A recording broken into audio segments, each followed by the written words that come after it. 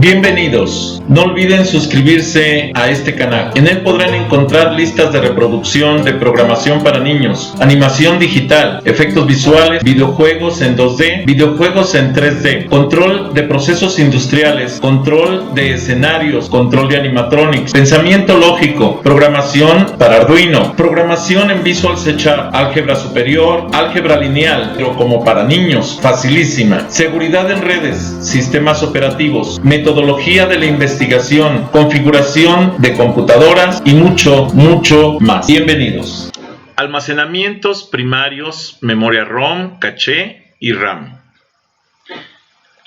El día de hoy vamos a hablar sobre lo que son los almacenamientos que se conocen como memoria primaria en los equipos de cómputo o memoria principal. Los tipos de almacenamiento primarios o memoria principal de los equipos de cómputo no es otra cosa más que dispositivos de almacenamiento. Es todo aparato que se utilice para grabar los datos de la computadora de forma, permanente o temporal. Estos son dispositivos de almacenamiento general. Pero si voy a hablar de una memoria principal, todo el almacenamiento en memoria principal se supone que es temporal, pero eso es falso. Hay un tipo de almacenamiento que se conoce como permanente y que también forma parte de la memoria primaria de la computadora y que es precisamente la memoria ROM. La memoria principal de una computadora está integrada por tres tipos de memoria. La memoria ROM, que la vamos a analizar en un momento, la memoria caché y la memoria RAM. Vamos a hablar de estas tres en un momento más. Una unidad de disco, por ejemplo, junto con los discos que graba, es un dispositivo de almacenamiento. Pero las unidades de disco, es un ejemplo de memoria secundaria, ¿sí? O memoria de almacenamiento permanente. Realmente permanente es un tanto ostentoso. Pareciera que es eterno ese almacenamiento. No, sí tiene una duración longeva, fuerte, grande, pero no es eterno, ¿sí? El dispositivo de almacenamiento primario es la memoria de acceso aleatorio o RAM de la computadora, ¿sí? Pero también es la caché y también es la ROM. Un dispositivo de almacenamiento permanente, pero cuyo contenido es temporal, en realidad este almacenamiento de la computadora, la RAM, solo existe como almacenamiento, la RAM en particular, mientras el equipo de cómputo está encendido. Al momento de que el equipo de cómputo se apaga, en ese momento se pierde el contenido de la memoria. Muy bien, ahora, el almacenamiento en dispositivos primarios. Este almacenamiento en dispositivos primarios es, por ejemplo, la memoria primaria, está directamente conectada al CPU de la computadora y debe estar presente para que el CPU funcione correctamente. Este almacenamiento primario consiste en tres tipos de almacenamiento. El primero es la memoria ROM. ¿Qué es la memoria ROM? Bueno, el nombre ROM viene de inglés y dice Read Only Memory, ¿sí? Read Only Memory, que significa memoria solo de lectura o de solo lectura. Viene, ojo, la ROM original viene grabada de fábrica en una serie de programas o con una serie de programas que le dicen a la máquina cómo arrancar. Es la memoria que le dice al sistema cómo empezar a energizar, cómo mandar, a qué compuertas mandar cada pin o cada punto o cada voltaje de electricidad, ese tipo de cosas. El software de la ROM se divide en dos partes, ¿sí? La primera es una rutina de arranque que se llama POST. Esto es Power on Self Test. O sea, un autodiagnóstico de encendido. El POST, ¿sí? El Power on Self Test, es un autodiagnóstico de encendido. Realiza el chequeo de los componentes de la computadora, ¿sí? Por ejemplo, los circuitos controladores de video, de acceso a memoria, el teclado, la unidad de disco, etcétera. O sea, todos los componentes de la computadora son revisados mediante una prueba de inicio, de arranque de la computadora que se llama POST, ¿sí? La memoria ROM entonces se encarga de determinar cuál es el hardware que está presente en la computadora y cómo se pone la puesta a punto de esta. O sea, cómo se pone en marcha ese hardware de la computadora. La ROM entonces, mediante un programa de configuración llamado Setup, lee la memoria llamada CMOS RAM, que es una parte de la RAM que se alimenta por la batería de la BIOS para mantener ciertos parámetros guardados ahí, que son los parámetros de configuración de la computadora. La fecha del sistema, vamos a la forma en que quiero que lea el disco duro, la forma en que quiero que accese a las memorias, qué tipo de teclado quiero que maneje, que eso lo voy a poner aquí en la CMOS RAM. Dice RAM de semiconductor de óxido metálico. Esto es lo que forma la memoria RAM. ¿Pero qué significa RAM? Significa Random Access Memory, memoria de acceso aleatorio. Esta puede mantener su contenido durante varios años a través, repito, de la energía de una pila. Aunque la computadora esté apagada, con muy poca energía eléctrica suministrada por una batería. Guarda la fecha, la hora, la memoria disponible, la capacidad del disco duro, si tiene disquetera o no, o si tiene lector de algún tipo o controlador de video, etc. Bueno, la memoria ROM se encarga en el siguiente paso de realizar el arranque llamado booteo, ¿sí? La inicialización de los componentes. Lee el registro de arranque BR, boot record, del disco duro o de otra unidad como CD-ROM, USB, etc., donde hay un programa que carga el sistema operativo, ¿sí?, a la RAM. Hago la aclaración, para que esto se pueda dar es porque está activa un pequeño programa en el Master Boot Record, en el registro de arranque maestro del disco o de la memoria, y ese programita se llama IPL, Initialing Program Line, que es un programa de inicialización en línea, que es el que permite cargar el sistema operativo para llevar a cabo estas cosillas. Si no, no puede. A continuación, cede el control de dicho sistema operativo y de la computadora queda lista para trabajar, ya con un sistema operativo cargado. Bueno, la memoria ROM tiene una rutina. La otra parte de la memoria ROM es una rutina que se llama BIOS.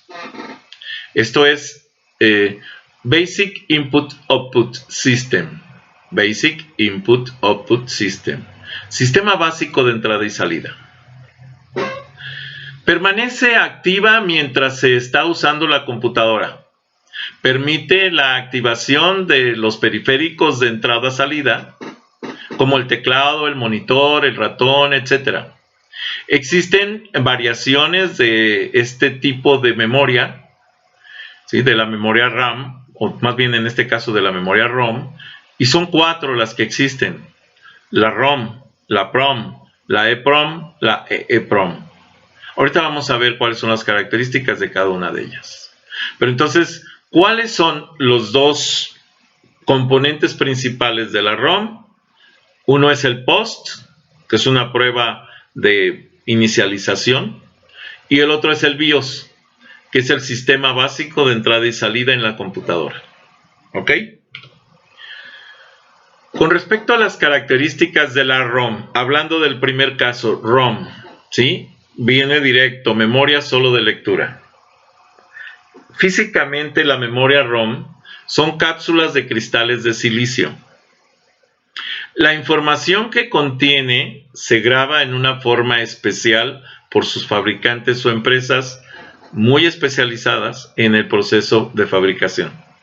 O sea, la memoria ROM como tal ROM nace ya, cuando se fabrica ya trae el programa grabado dentro de ella. ¿Sí? Ya no lo puedo modificar ni hacer nada. Está grabado y así como se fabricó, así tiene que usarse. ¿Ok?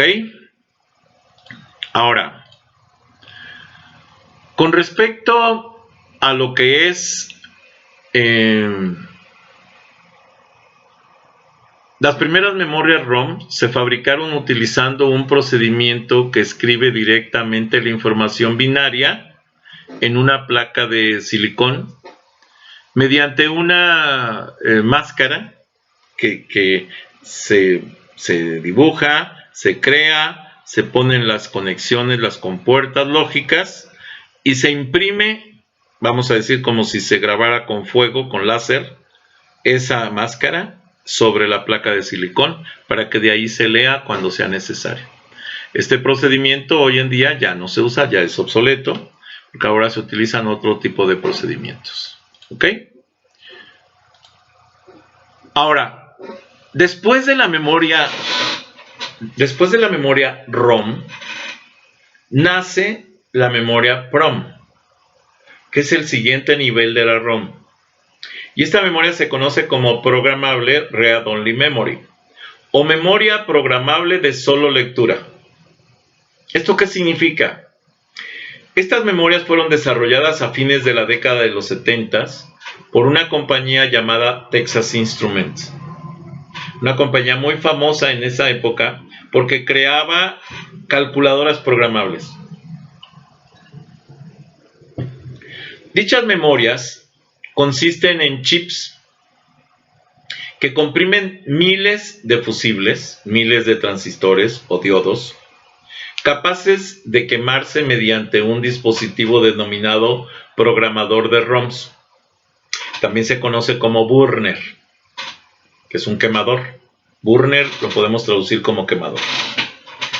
Aplicando un alto voltaje, por ejemplo 12 volts, con 12 volts era suficiente para quemar ciertos sectores de un circuito. ¿Por qué? Porque normalmente los circuitos de ese tipo trabajan a 5 voltios, entonces si tú le aplicas 12 voltios los quemas, o quemas por lo menos ciertos sectores. A las cajas de memoria a marcar o a imprimir. Los fusibles quemados corresponden, por ejemplo, a ceros y los no quemados a unos. Y con eso tú eras capaz de escribir ceros y unos dentro del cuerpo de la memoria, ¿sí? Y por eso se decía que se podía programar, aunque se programaba normalmente en lenguaje de máquina, ceros y unos. Después nace el siguiente nivel de memoria ROM que se llamó EPROM y que traducido del inglés sería algo así como Erasable Programmable Read Only Memory, o memoria programable borrable de solo lectura. Son memorias de tipo PROM, o sea que se pueden programar, pero que tienen la característica de que se pueden borrar. Estos chips disponen de un panel de vidrio, una ventana que permite asomarse al interior de donde están los cristales. Y esto permite la entrada de los rayos de luz ultravioleta. Cuando el chip es sometido a los rayos de luz ultravioleta de una determinada longitud de onda, se reconstituye, se vuelven a reintegrar los fusibles, y lo que implica que todos los bits de memoria se vuelven a unos. Y después tú puedes regrabar la información quemando algunos de ellos para que sean ceros. Entonces vas a poder estructurar el lenguaje binario, unos y ceros, a través precisamente del quemado de algunos de estos fusibles que tienes ahí.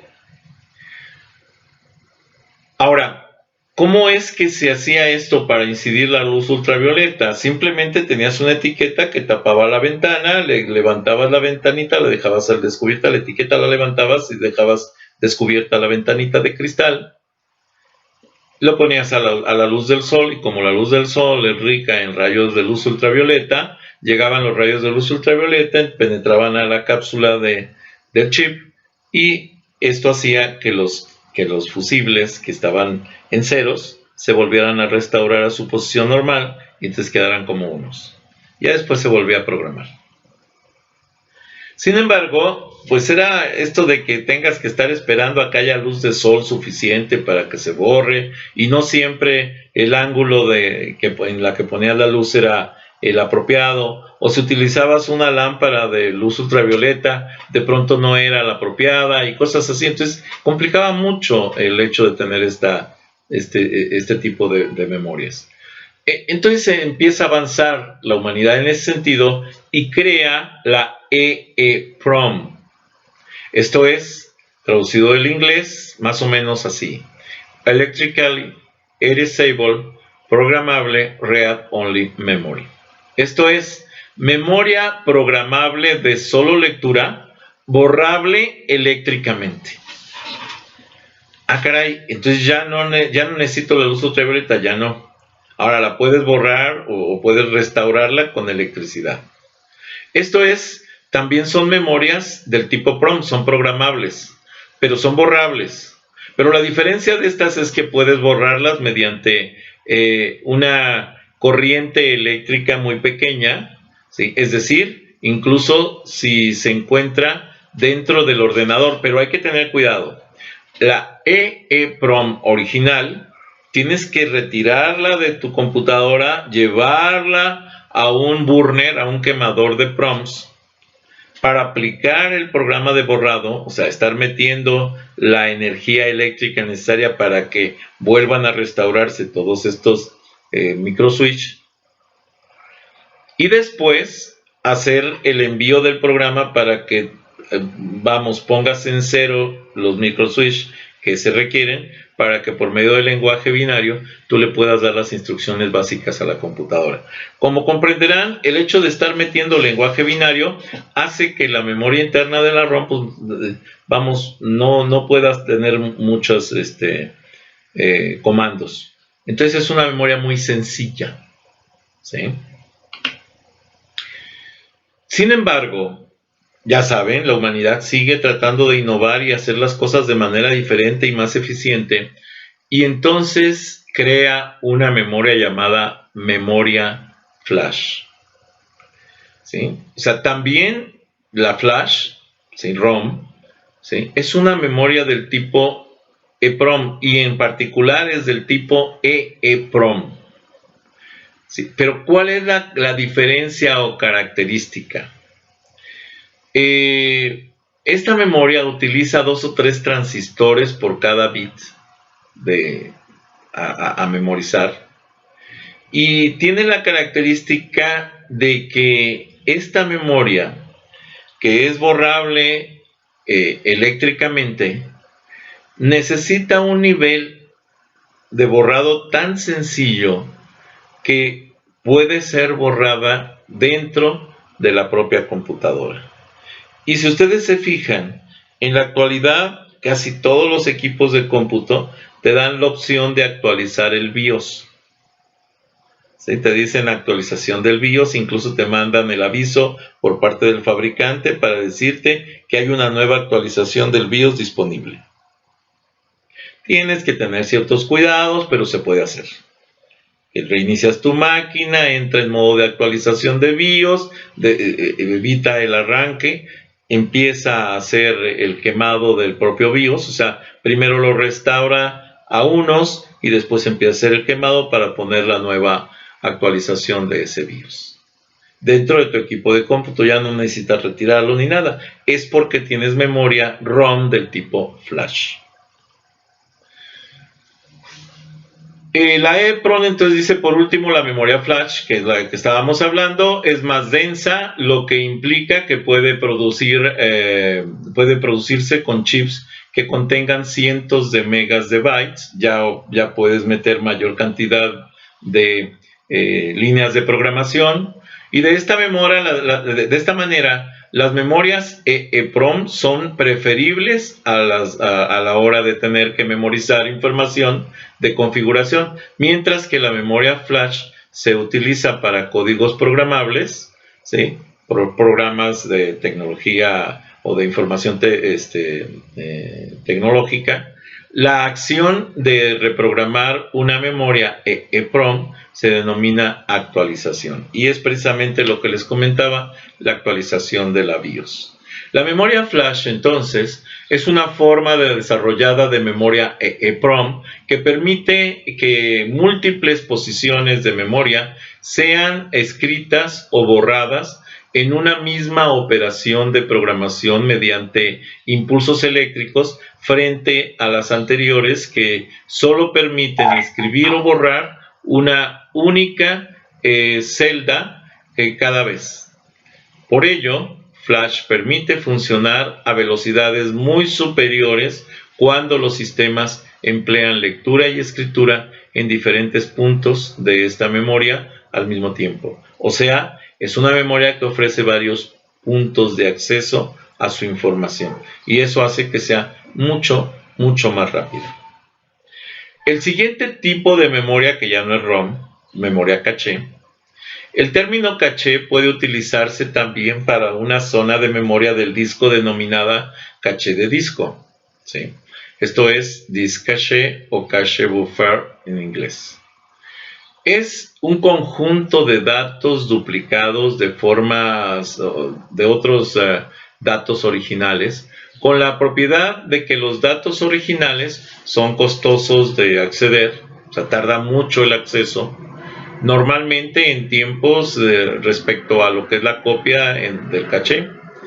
Cuando se accede por primera vez a un dato, se hace una copia de ese dato en esa memoria caché que se conoce como memoria de intercambio, ¿sí? Los accesos siguientes se realizan a dicha copia, no al disco, no a la memoria de almacenamiento, sino a la memoria de intercambio, la memoria caché, haciendo que el tiempo de acceso sea mucho más bajo y acelerando precisamente la velocidad del proceso de los datos. Si nosotros nos vamos a analizar este tipo de estructura, resulta que yo tengo el procesador, y el procesador va a tener un intercambio directo con memoria caché para después llegar a lo que es la memoria RAM. Y esta memoria RAM, sí, ultra rápida, porque es una memoria caché, una memoria de intercambio, ¿sí? Es una memoria que es de baja capacidad, pero es, accesible a velocidad del procesador. O sea, es una memoria que, aunque es de poca capacidad, tiene una velocidad muy alta, la velocidad más grande de las computadoras, que viene a ser la velocidad del procesador. Después, todo lo que tenemos de interfaces, bus locales, interfaz de control, directorios de memoria, los controles de memoria de intercambio, todos los periféricos se van a comunicar a través de la RAM para poder hacer el intercambio de información para que sea procesado. Entonces, así es como funciona realmente la computadora por dentro, en donde vamos a tener los buses del sistema, que son los medios de comunicación, el bus del procesador, que es como el procesador se comunica con la tarjeta madre, lo que es el subsistema de intercambio, que está en primera instancia creado por el caché, por la memoria caché, y el intercambio de información directa en memoria primaria, que es esta, y por acá estarán los discos duros conectados de este lado, donde son los que se van a conectar a través de la RAM para poder hacer intercambio de memoria y ejecutar los programas. Por eso, cuando está almacenado un programa en el disco, se llama programa, y cuando ya lo tenemos cargado aquí en esta memoria, se llama proceso, porque aquí ya está procesándose, mientras que cuando anda por acá está almacenado y entonces es un programa. Así también podemos decir, si yo estoy viendo un archivo de Word, el archivo está acá almacenado en los discos duros, Mientras que si yo ya lo estoy viendo en la memoria, ya lo estoy viendo en la pantalla, entonces lo tengo cargado aquí, lo estoy intercambiando con el procesador y se llama tarea. No es un archivo, es una tarea. Es una tarea en ejecución. ¿Ok? Pero son términos de cómputo un poquito ya más especializados. ¿Cuáles son las implementaciones prácticas de la memoria caché? Por ejemplo, en el procesador Intel 8486, ¿sí? Que tenía 8 KB de caché L1, ojo, vean que es una memoria muy pequeña, pero esta memoria permite un intercambio que hace que el procesador sea rapidísimo. Entonces tiene el tamaño de línea 16 bytes, la organización asociativa de 4 vías, o sea que tiene 4 vías de comunicación con el resto del sistema. Después ya en los Pentiums tenemos 2 cachés, ¿sí? On chip, uno para datos y otro para instrucciones, o sea, para los intercambios de datos y de instrucciones. Por ejemplo, ¿qué es un dato? Un 5, un 3, un 8 o el nombre de una persona. ¿Y qué es una instrucción? Leer, grabar, suma, resta, multiplicación, son instrucciones. Entonces por eso usa dos cachés. Una para los datos y otra para las instrucciones que van a operar, a modificar, a procesar los datos. Y bueno, aquí ya el tamaño de la caché es de 8 KB de cada una, ¿sí? Entonces ya son 16. Acá teníamos 8 únicos y acá tenemos 16, 8 y 8. El tamaño en línea era de 32 bytes, ya no era de 16, era mucho más grande, el doble. Y la organización asociativa también permitía 4 líneas de comunicación, pero ojo, para cada caché. Luego tenemos el PowerPC 601, que es una caché on chip de 32 bytes, con un tamaño en línea, fíjense, aquí ya de 32, ya no de 8, o sea, es 4 veces más grande que esta. Y con un tamaño en línea de 32 bytes de este tipo, pero ya permitía el doble de líneas de comunicación, 8 vías. Y así fue creciendo, fue creciendo la estructura de todo esto. Luego surge el PowerPC 603, que ya tenía 2 cachés on chip, o sea, dentro de los chips del procesador, una para datos y otra para instrucciones, tamaño de caché 8 bytes, el tamaño de línea 32 bytes, la organización asociativa de 2 vías, organización del caché más simple que en el 601, pero con un procesador más fuerte. Y pueden decir, oye, pero este es menor que el anterior. Sí, pero este está dentro del procesador, la otra estaba afuera. Y esta ya está dentro del procesador, entonces va a acelerar todavía más el proceso dentro del mismo procesador. Y luego la 604, que son 2 caché on chip, ¿sí? Para datos y para instrucciones, pero ahora ya de 16 bits, el doble de esta, y también es interna al procesador, y también de 32 bits, pero ahora ya de 4 vías, entonces ya la velocidad aquí es mucho mayor para el procesador.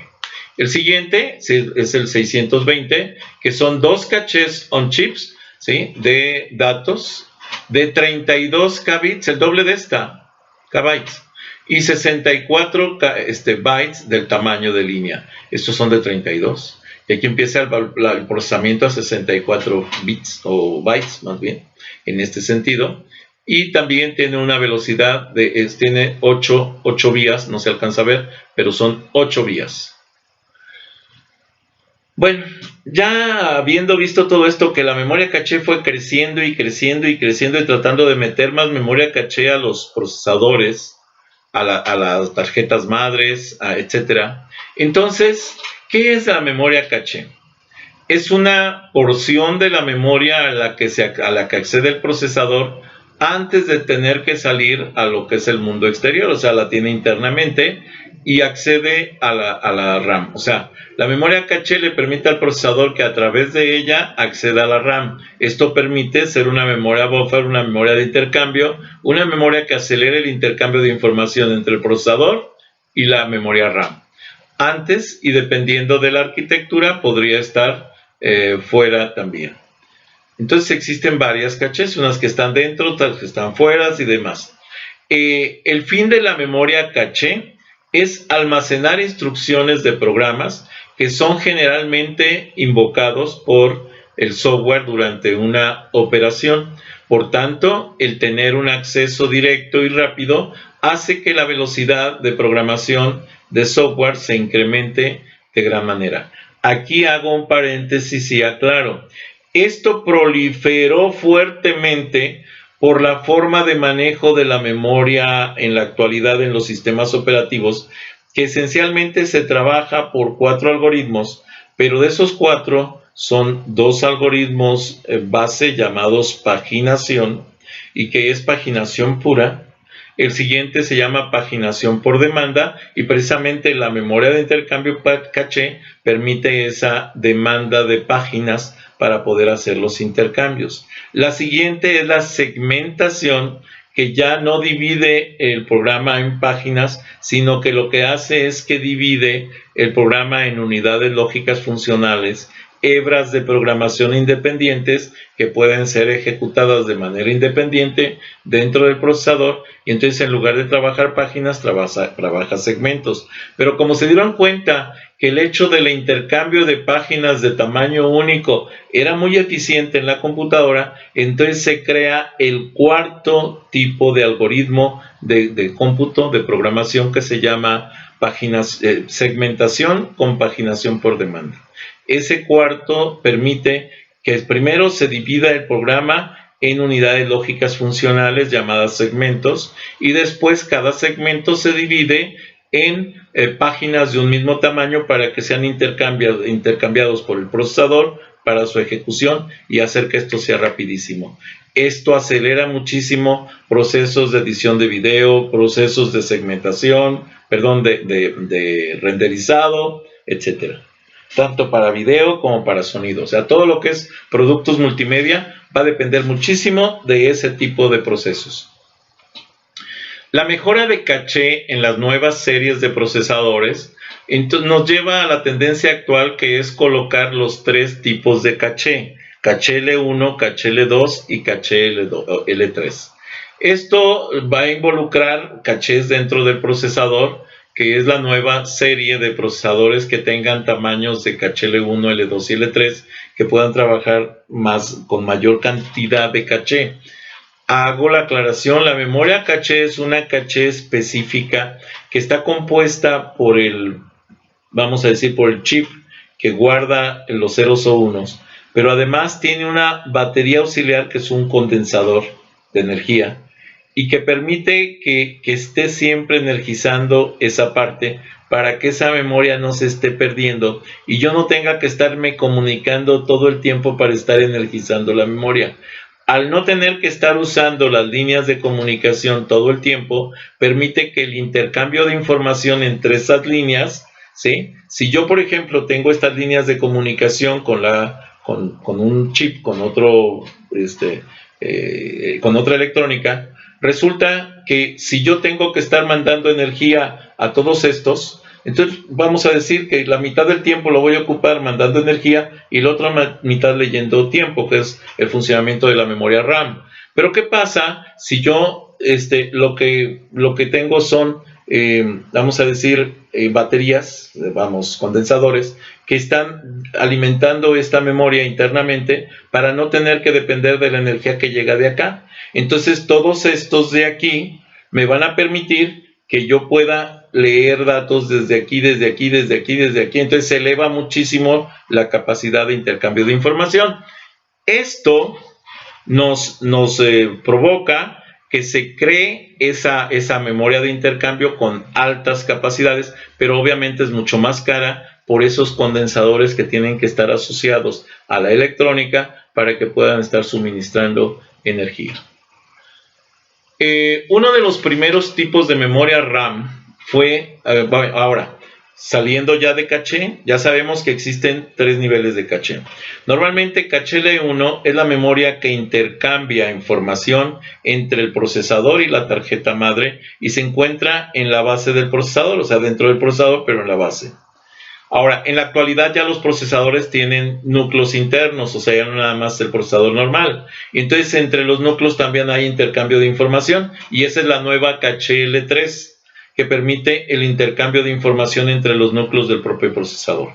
Pero además existe la caché L2, que está fuera del procesador, ubicada a una distancia muy cercana al procesador, en la tarjeta madre, y que permite el intercambio entre la RAM, que es una memoria más robusta, el caché L2, que es la memoria de intercambio, y el procesador, para acelerar y para conservar niveles de flujo de información entre el procesador y la memoria RAM, y por eso se le llama caché L2, porque es memoria de intercambio de segundo nivel. Bueno, regresando, entonces hablamos del siguiente tipo de memoria, que es la memoria RAM. La memoria RAM, ¿sí? Uno de los primeros tipos de memoria RAM fue la memoria de núcleo magnético, desarrollada entre 1949 y 1952 y usada en muchas computadoras hasta el desarrollo de los circuitos integrados a finales de 1960 y principios de 1970. Antes que eso, las computadoras usaban, se llaman relés, relevadores de energía eléctrica y líneas de retardo de varios tipos, construidas con tubos de vacío, o sea, con bulbos, para implementar las funciones de la memoria, de la memoria principal, con o sin acceso aleatorio. En 1969 fueron lanzadas una de las primeras memorias RAM basada en semiconductores, esto es, semiconductores de silicio, o sea, transistores, que de hecho fueron creados por parte de Intel con el integrado 3101 de 24 bits, ¿sí? Perdón, de 64 bits, que era la memoria para el año siguiente, para 1970 precisamente, y se presentó una memoria llamada DRAM, ¿sí? Que se conoció como Dynamic RAM, Dynamic Random Access Memory, memoria de acceso aleatorio dinámica, de 1 kilobit, o sea, de 1000 bits, ¿sí? Esto se conocía como referencia 1103, que constituyó, vamos a decir, una idea principal, ya que fue la primera en ser comercializada con éxito, lo que significó el principio del fin para las memorias de núcleo magnético. En comparación con los integrados de memoria de RAM actuales, obviamente esta memoria primitiva, la 1103, pues tiene varios aspectos, pero tenía un desempeño mayor que la memoria de núcleos magnéticos anteriores. O sea, ya era un avance de la ciencia en ese sentido. La memoria dinámica RAM para 1973 se presentó una innovación que permitió otra miniaturización y se convirtió en estándar para la memoria de RAM. Esto es, para esta memoria, la multiplexación. En tiempo de direcciones de memoria, algo llamado MOSTEC lanzó la referencia MK4096 de 4 kilobits. Y ojo, ya aquí estamos hablando de K binario.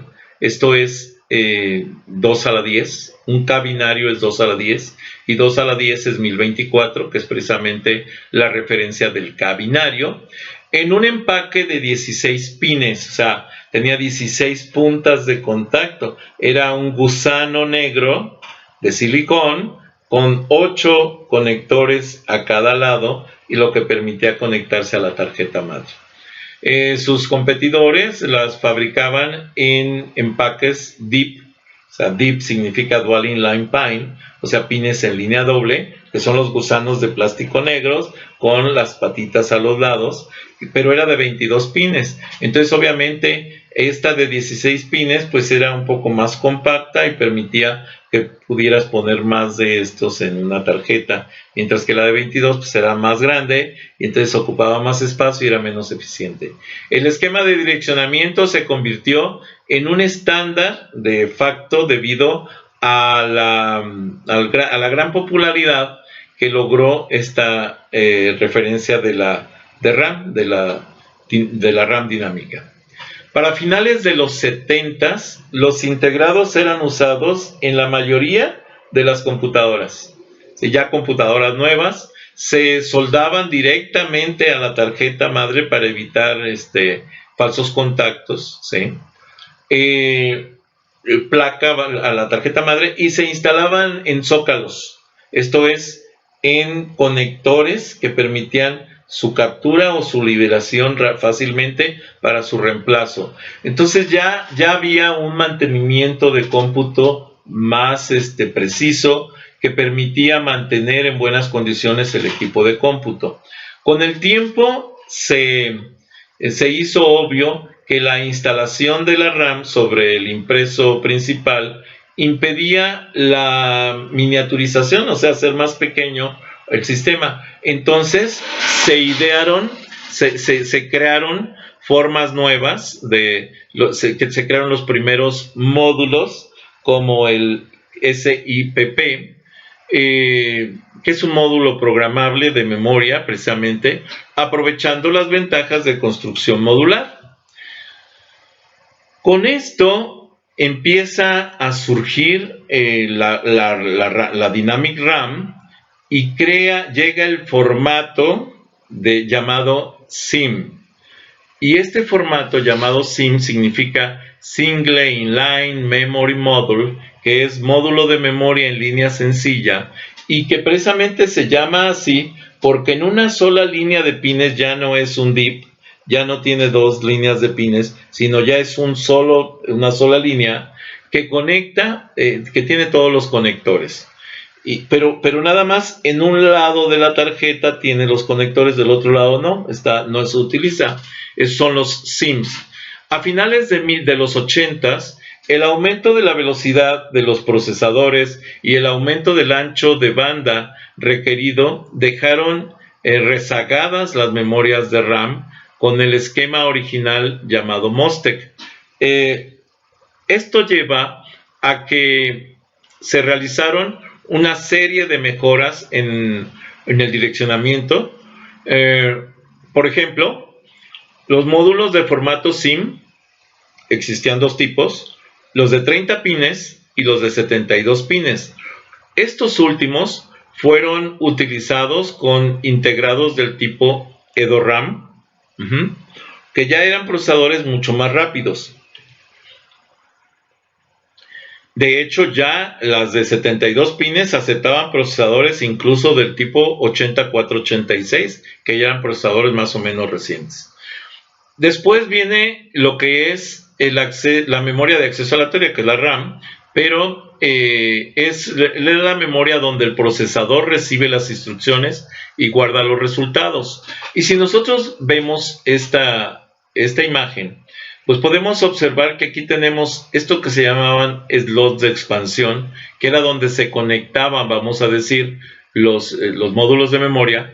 Sí, también estos eran módulos de memoria de RAM, y también estos, bueno, este era el procesador directo, que era donde se hacía la comunicación, se ponía muy cercana a la memoria para que estuviera cerca del procesador y que no se perdiera tiempo con el intercambio. La memoria RAM, Dynamic RAM, ¿sí? La memoria de RAM, es una memoria RAM electrónica construida mediante condensadores. Los condensadores son capaces de almacenar un bit de información, ¿sí? Almacenando una carga eléctrica. Los SIM, los Single Inline Memory Module, que es una pequeña placa de circuito impreso con varios chips de memoria integrados, se fabrican con diferentes velocidades de acceso, con capacidades de 4, 8, 16, 32, 64 megabytes. Y son de 30 pines o de 72 pines o contactos. Y se montan por pares. De hecho, se conoce como memoria pareada. Para que funcione, tengo que tener dos módulos conectados al mismo tiempo. Si no, no se reconocen porque hay un sistema de seguridad que lo que yo grabo en uno se replique en el otro para que no se dé pérdida de información. Los DIMMs o Dual Inline Memory Module, ¿sí? Son más alargados, cuentan con 168 contactos, imagínense el brinco de 70 pines a 168, y llevan dos muecas para facilitar la correcta colocación del mismo, ¿sí? Bueno, se pueden montar de uno en uno, ya no es memoria pareada, es memoria simple.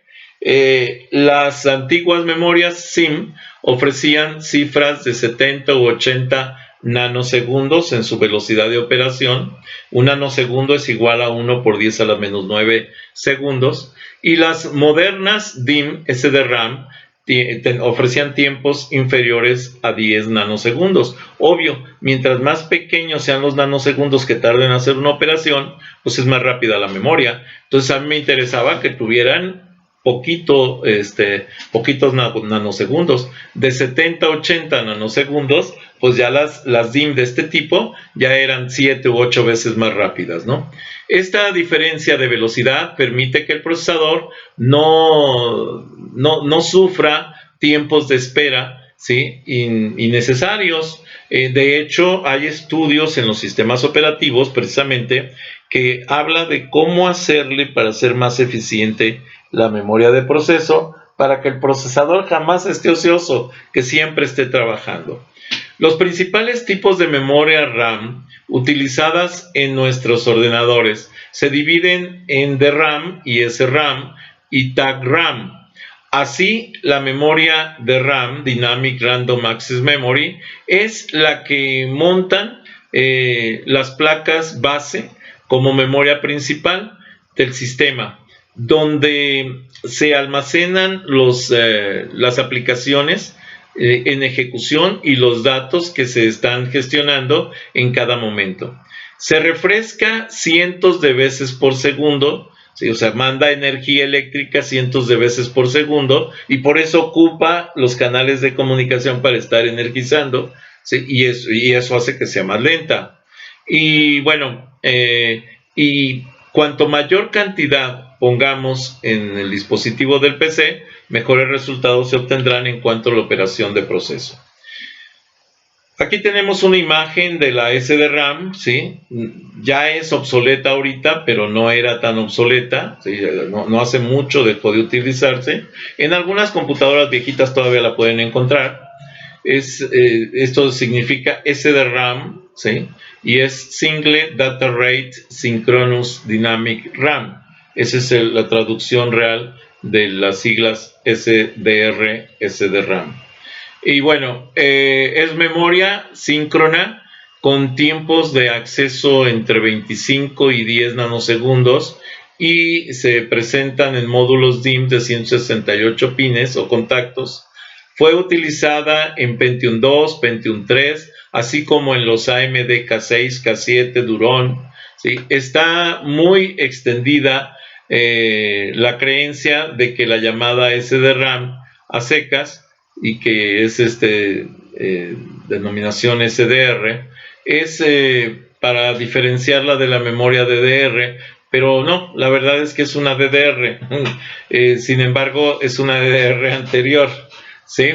El nombre correcto es SDR, SDRAM es el nombre correcto, ya que ambas, tanto la SDR como la DDR, son memorias síncronas dinámicas. Las dos son el mismo tipo. ¿Sí? La DDR es la que utilizamos actualmente, ojo.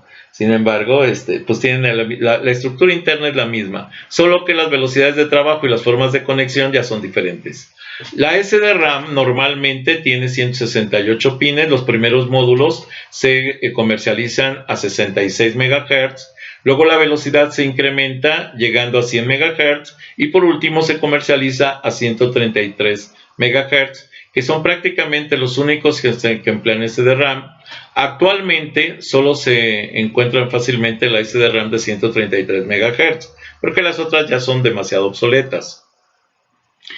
La DDR SDRAM, que significa Double Data Rate SDRAM, ¿sí? Es la memoria síncrona, ¿sí? Es memoria síncrona, y envía los datos 2 veces por cada ciclo de reloj.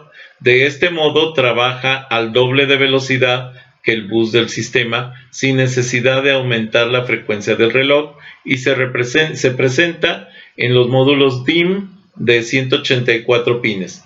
Ya esta memoria es de 184 pines, por eso jamás podría confundirse con la SDRAM, porque la otra es de 168 pines, ¿no? Sin embargo, no conformes con esto, se crea la segunda, la DDR2, que es un segundo nivel de DDR. Y son una mejora de la memoria DDR doble data rate, que permite que los buffers de entrada y salida trabajen al doble de frecuencia que el núcleo anterior, permitiendo que durante cada ciclo de reloj se realicen 4 transferencias y no 2 como la anterior. Y se presentan módulos, pero ya ahora los puntos de contacto, los pines, son 240. Ya son módulos de 240 pines. Luego viene la tercera generación de la DDR, que es la DDR3 SDRAM. Es Double Data Rate 3 Synchronous Dynamic Random Access Memory, y es una memoria de acceso aleatorio de alta velocidad de almacenamiento que forma parte de la familia SDRAM y una de las muchas memorias dinámicas RAM. Tiene una capacidad de ejecutar sus buses y de entrada y salida 4 veces más rápida que las memorias anteriores, y que contienen las células, lo que permite las velocidades del bus más rápido. Además de un estándar de DDR3 que permite un chip de capacidad entre 512 megabits y 8 gigabits, permitiendo módulos efectivos de memoria hasta un máximo de 16 gigabits. O sea, ya es una memoria de alto desempeño y con alta capacidad. Ya una memoria de 16 gigabytes, esto es gigabyte, no gigabits, estos sí son bits, estos son bytes. 16 gigabytes es una memoria, pues ya se puede decir fuerte, grande. Si tomamos en cuenta que la mayoría de los equipos actualmente tienen entre 4 y 8, algunos tienen 12 y otros llegan a 16. En mi caso, por ejemplo, tengo 16, pero de ahí hay algunos equipos que incluso pueden tener más. La memoria DDR3 reduce un consumo de energía porque, así como vieron que fueron incrementándose las velocidades de trabajo de las computadoras, obviamente se incrementaron sus frecuencias de trabajo, pero para poder incrementar la frecuencia tuvieron que reducir los voltajes, de tal manera que de trabajar a 5 volts, después bajaron a 3.5, después a 3, después bajaron a 2.5, luego a 1.8, luego 1.7, 1.6. En este caso ya estábamos en 1.5, porque cuando tenemos una frecuencia alta con un alto voltaje, se genera un calentamiento muy grande. Entonces, para poder compensar la frecuencia, el aumento de frecuencia, había que reducir el voltaje. Entonces se redujo el voltaje para equilibrar el aumento de la temperatura por frecuencia, y entonces se nivela la temperatura. El voltaje funciona bien con tecnología fabricada en los 90 nanómetros, que es el tamaño de los componentes, y utiliza la mayoría de los chips de DDR3. Algunos de los fabricantes proponen utilizar transistores de doble puerta, ¿sí?, para reducir las fugas de corriente. Esto es para garantizar que no se esté fugando corriente y que no haya un incremento de temperatura. Cuando yo tengo fugas de corriente, normalmente se dan incrementos de temperatura muy altos. La memoria Rambus de RAM, que fue una memoria incluso anterior a la DDR, pero que ya se conoce para la DDR400. Esta memoria es de gama alta, basada en un protocolo propietario creado por la empresa Rambus. De hecho, se llama Rambus porque el creador se apellida Rambus, y entonces él quiso poner su apellido en la memoria que creó.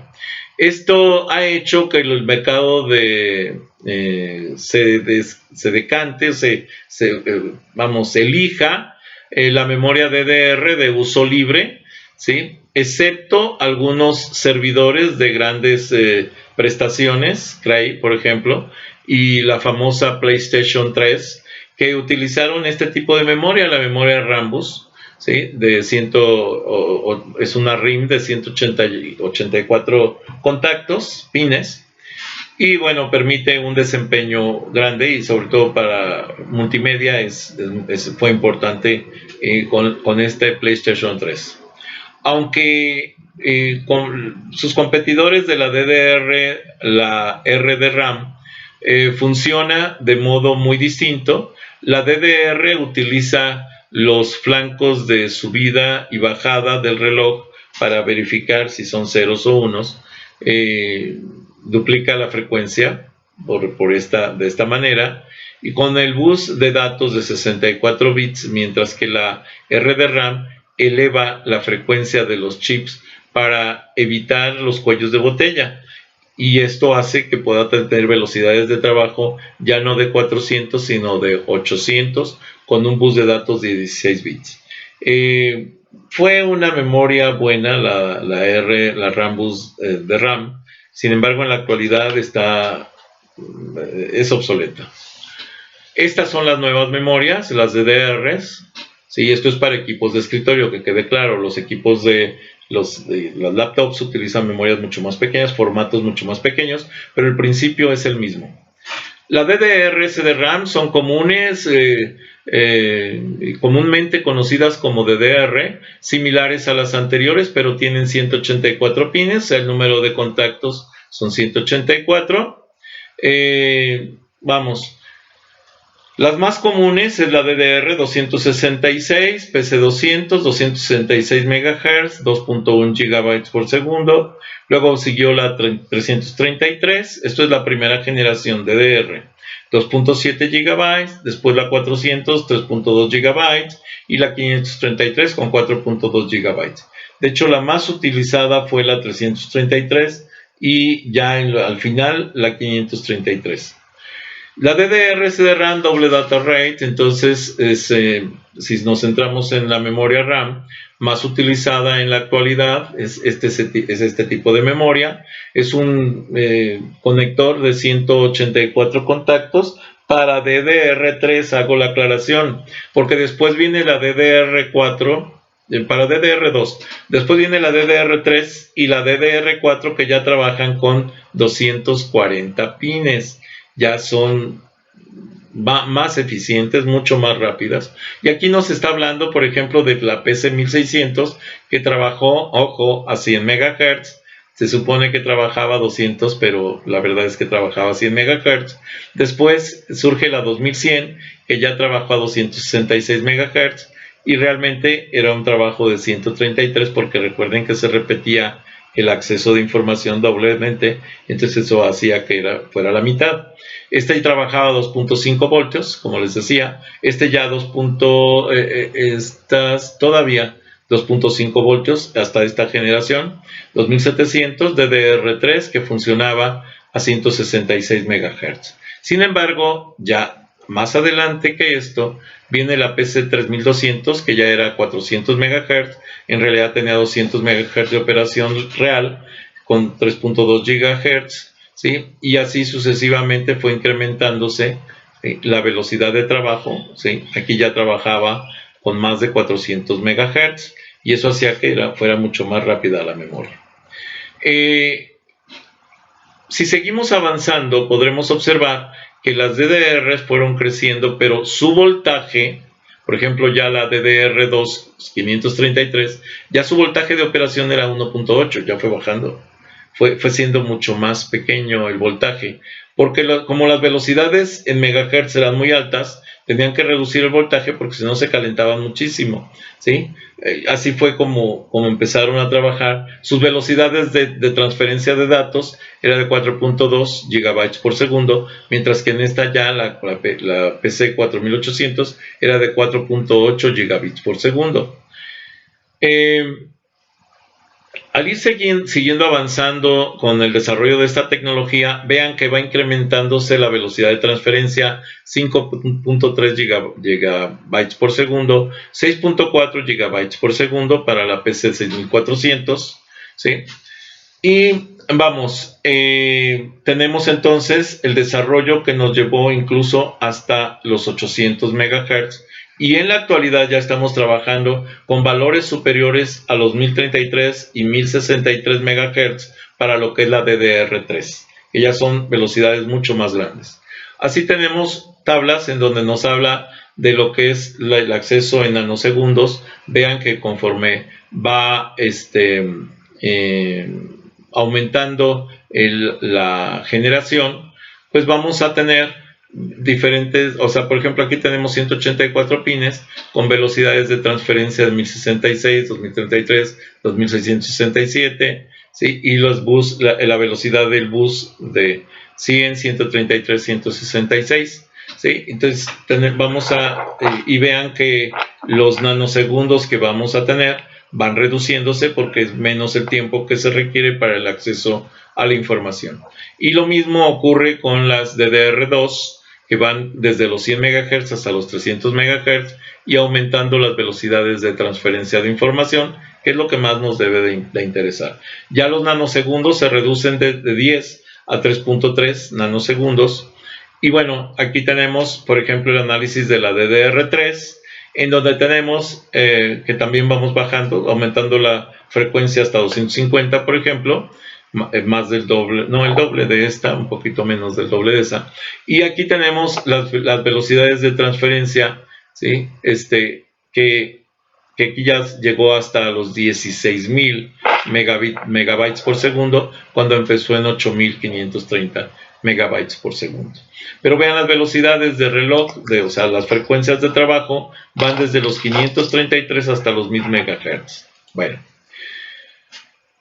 ¿Cuál es el precio de las memorias? Bueno, va a cambiar muchísimo porque va cambiando conforme al tiempo. Vamos a decir que si estamos hablando de DDR2 de las viejitas, 215, 300 pesos. Ya las DDR, por ejemplo, aquí tenemos RAMs ya bastante viejitas para escritorio, 350. Y pueden decir, oye, pero ¿por qué esta está más cara que esta si esta es más lenta que esta? Pero por ser obsoleta ya, aumentan su precio. Entonces hay veces es más fácil comprar memoria nueva que memoria vieja, porque la memoria vieja casi lo toman como artículo de colección y entonces suben los precios fuertemente. Ahorita ya tenemos no solamente la DDR1, la DDR2, la DDR3, sino que ya está la DDR4. Ya estamos hablando de velocidades de 1066 a 2133 MHz. Estas son las memorias que están ahorita en la actualidad comercializándose.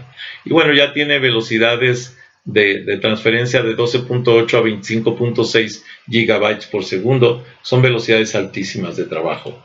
Y hasta aquí la presentación.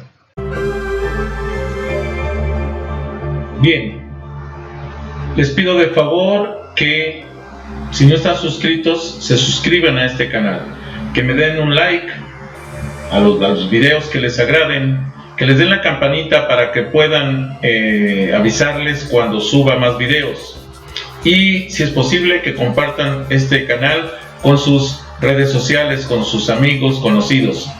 Recuerden que pueden seguirme en Facebook, pueden seguirme en propio Facebook con las páginas Videoteca Valencia, TICS para principiantes, Twitter, Tumblr, Pinterest, Hi-Fi, LinkedIn.